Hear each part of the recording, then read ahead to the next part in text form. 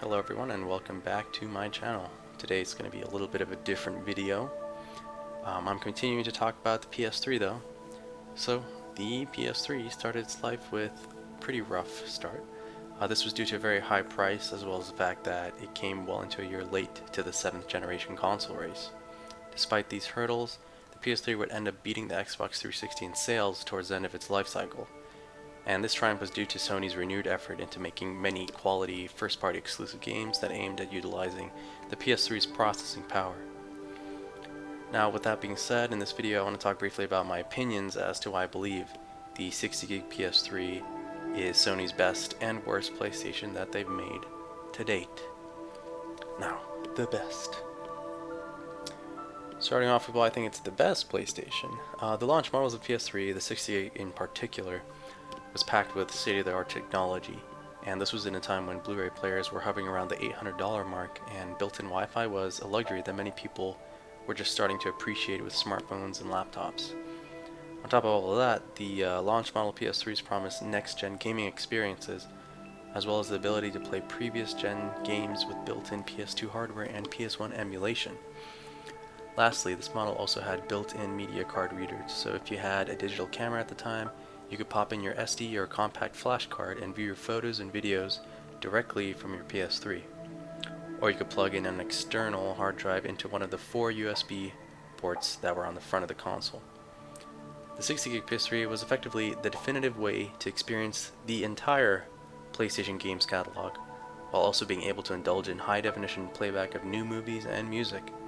It was the ultimate media console then, and I believe that it still holds its own against current gen consoles in that matter, and who knows, maybe even going into the next generation with the Xbox Series X and the PlayStation 5.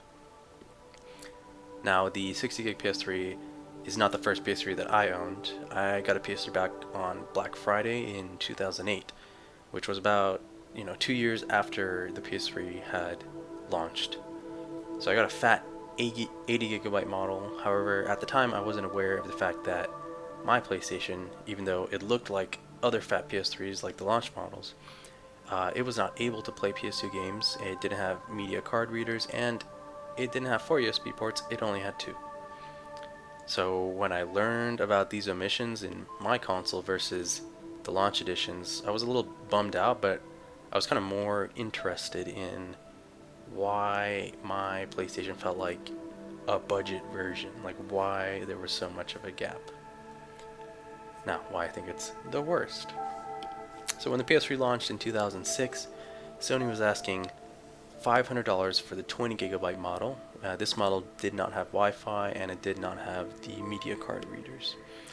And $600 for the high-end model, the 60GB model, with all the bells and whistles. So both of these prices, though, were very unusual and very steep, especially during 2006.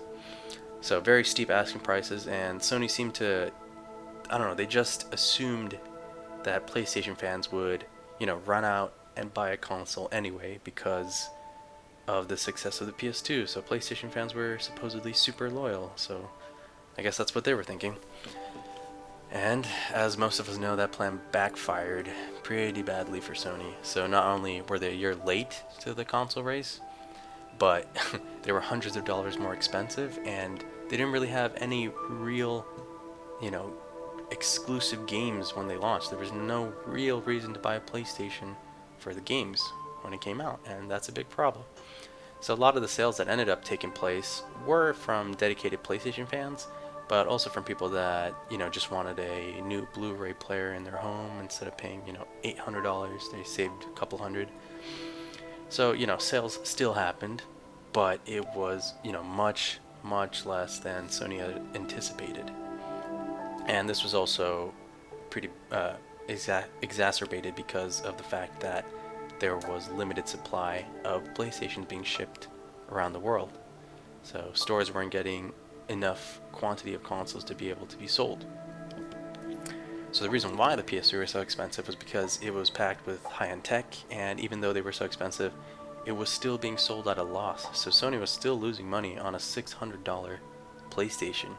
They were still losing money, so they were just waiting for the people who bought it to buy games to subsidize it to, turn a profit for the company.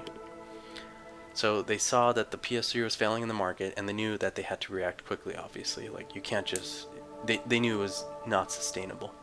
So shortly after the launch of the PlayStation 3, Sony went back to work on designing a new model, and this model was cheaper to produce, and thus would be sold at less of a loss. It was still sold at a loss, though.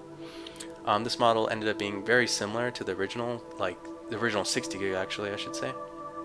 But it lacked like full PS2 hardware inside of it. It had the graphics synthesizer, but the emotion engine, the CPU of the PS2, was not inside of it. So that was emulated by the new PlayStation 3 cell processor. As a result of that, those PS3s can only play about 80% of the PS2 catalog versus the 60 gigs being able to play around 90-95%, or 20 and 60 gigs, I should say. So over the years, Sony went back to the drawing board many times. We've seen many iterations of the fat PS3, and then of course they led up to the slim PS3, which is probably the most popular, and then later on the super slim PS3, which some of us may have come in contact with or have owned. I personally have not. So that is ultimately how I ended up with a fat PS3 with no PS2 hardware, or only 2 USB ports, no media card readers. And this was only 2 years after the console launched. Only 2 years. And already so many changes had taken place. So this kind of brings me to my conclusion of why I think the PS3 is the best and the worst Sony console. Now, the 60 gig in particular was conceived in a time of peak Sony PlayStation arrogance. They had so much confidence in the fact that PlayStation fans would buy the PS3 no matter what the price would be. So they decided to go all out and introduce all new high-end technologies into a game console basically the size of, a smaller desktop PC. It was, pretty large and packed full of expensive technology that maybe no one was really asking for at the time, but they did it anyway because they thought that people would still buy it. As a result, in my opinion, the PS3 to this day holds the crown for the most technologically advanced gaming console launch ever, I think. There were so many newer technologies that were introduced with the PlayStation 3 that have become commonplace now.